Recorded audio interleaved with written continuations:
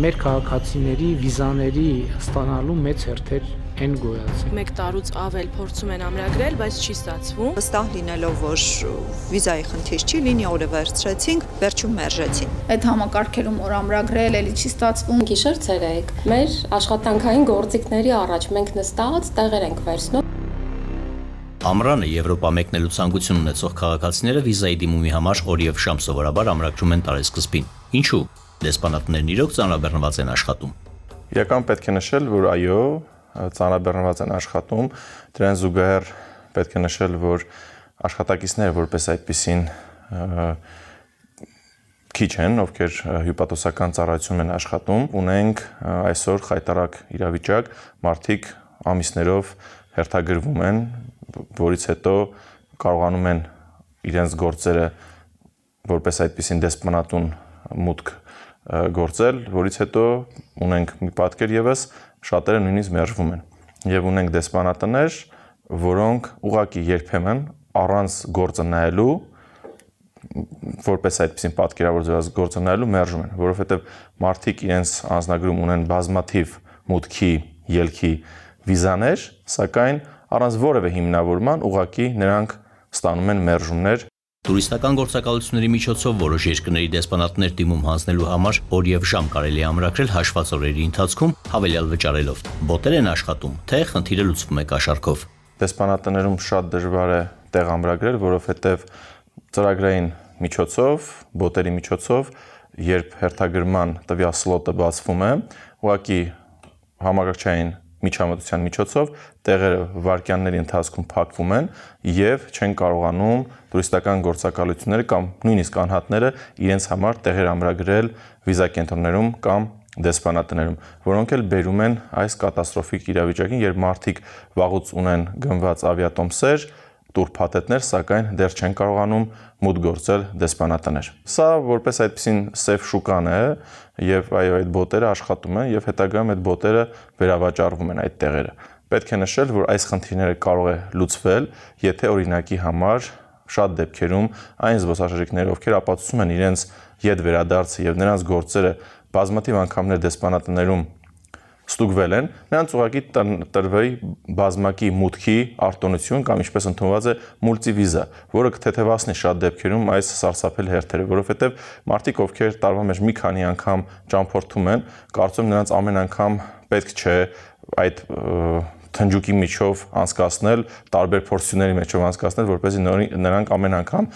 դիմեն եւ ստանան վիզաներ։ Մի շարք երկրներ մեկնելու համար վիզա տրամադրելու գործընթացը համակարգվում է վիզա կենտրոնների կողմից։ Դրանց մի մասը օրինական հավելյալ վճարի դիմաց կարող է արագացնել գործընթացը։ Ովքեր եւ ինչու են հարստանում։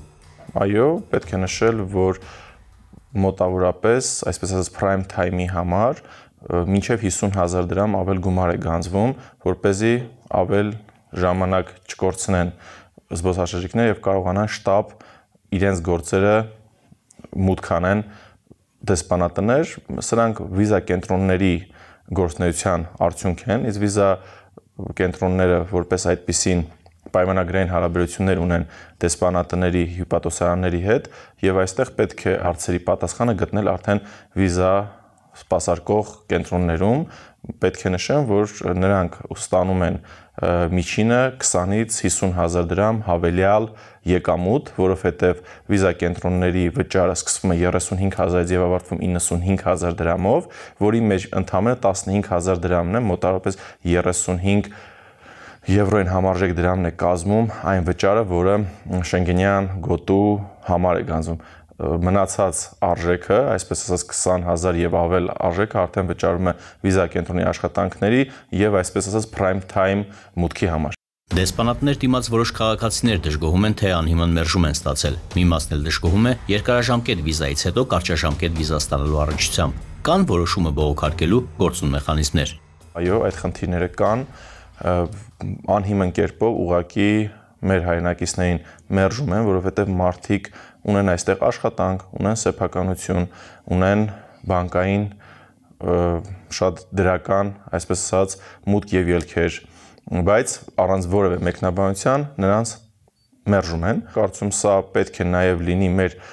արտգործնախարարության հսկողության տակ։ Շատ դեպքերում նշում են, որ դեսպանատները իրենք են որոշում, անկախ են բնականաբար, սակայն կարծում եմ գործընկերային հարաբերությունները պահելով արտգործնախարարությունից կարող են ուղղակի այդ հյուպատոսարաններին, դեսպանատներին հրավիրել քննարկման, որպեսզի այս հարցերը բացառվեն, որովհետև մենք զուգահեռ իրականություն ունենք բազմաթիվ նոր երկրներ ուղղությունների բացում, ունենք հոկտեմբեր ամսից 14 նոր ուղղություններ, սակայն մեզ մոտ հարց է առաջանում զբոսաշրջության ոլորտում, եթե դեսպանատներում այս իրավիճակն է, ապա ինչպես ենք կարողանալու այդ թռիչքները կազմակերպել կամ այդ թռիչքները ինչպես են մարդկանցով համալրվելու, որի պատասխանը չկա։ Տարածված տեսակետ կա, թե Հայաստանում հանգստանալն ավելի թանկ է, քան եվրոպական մի շարք երկրներում։ Ինչու՞։ Դա շատ հարաբերական է, քանզի մենք պետք է կարողանանք հավասար մեծությունները իրար հետ համեմատենք եւ հարցի պատասխանը գտնենք, որովհետեւ երբեմն ծովափնյա հանգիստը մենք համեմատում ենք քաղաքային հանգստի հետ, ձմեռային հանգիստը համեմատում ենք ամառային հանգստի հետ, երբեմն 3-4 աստղ հյուրանոցի գները համեմատում ենք 5 աստղանի հյուրանոցի հետ, որը իմ կարծիքով այդքան էլ օբյեկտիվորեն չի արտացոլում պատկերը, որովհետև Հայաստանում ունենք բարձրակարգ սպասարկում, որի հետ նաև համակարծիք են մեր շատ զբոսաշրջիկներ արտասահմանից ժամանած, եւ նաև մենք ինքներս երբ որ մեկնում ենք այլ երկրներ հանգստի, հասկանում ենք, որ մեր մոտ սպասարկումը բավականին բարձր մակարդակի վրա է։ Այո, ունենք երբեմն հյուրանոցներում գների բարձր ֆոն, որը ես մեկնաբանում եմ եւ պատճառաբանում ենք նաեւ հյուրանոցների սեզոնայնությամբ, որովհետեւ մեզ մոտ հյուրանոցները հիմնականում աշխատում են ամռան սեզոնին եւ ձմռան 1-2 ամսին եւ հետեւապես երբ որ մենք կարողանանք հասնենք նրան, որ սեզոնայնությունը երկարացնենք եւ 12 ամսվա մեջ օրինակի համար հյուրանոցները ունենան ծանրաբեռնվածություն 6-7 ամիս, հետեւապես մենք նաեւ կունենանք գների նվազեցում։ Դրան զուգահեռ պետք է նշել նաեւ ընդհանրապես ունենք գնաճ, որը բերում է նաեւ հյուրանոցային ծառայությունների գնի աճին։ Ինչպես գրավիչ դարձնել մեր երկիրը ոչ միայն արտասահմանցիների, այլև տեղացիների համար։ Իմ կարծիքով դրա պատճառները պետք է գտնենք եւ խնդիրների լուծումը պետք է գտնենք սոցիալական փաթեթի ավելի լայն շրջանակների ընդգրկմամբ։ Մենք ունենք սոցիալական փաթեթի հանգստի ապահովման ծառայություններ, որը վերաբերվում է պետծառայողներին։ Սակայն կարող ենք նաև ներդնել սոցիալական փաթեթը մասնավոր ոլորտում։ Մասնավոր ոլորտում սոցիալական փաթեթը կարող է ներդրվել տվյալ մասնավոր ընկերության կողմից հարկերի, այսպես ասած, հետ վերադարձի տեսքով։ Ենթադրենք այս պահին պետական ծառայողները ունեն 72,000 դրամ ներքին հանգստի կազմակերպման համար։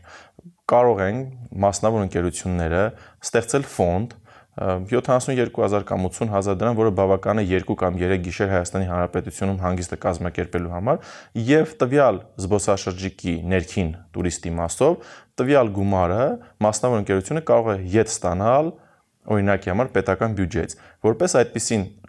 70-80,000 դրամը պետական բյուջեի վրա մի աշխատակցի հաշվով մեծ գումար չէ, սակայն նրա մուլտիպլիկատիվ էֆեկտը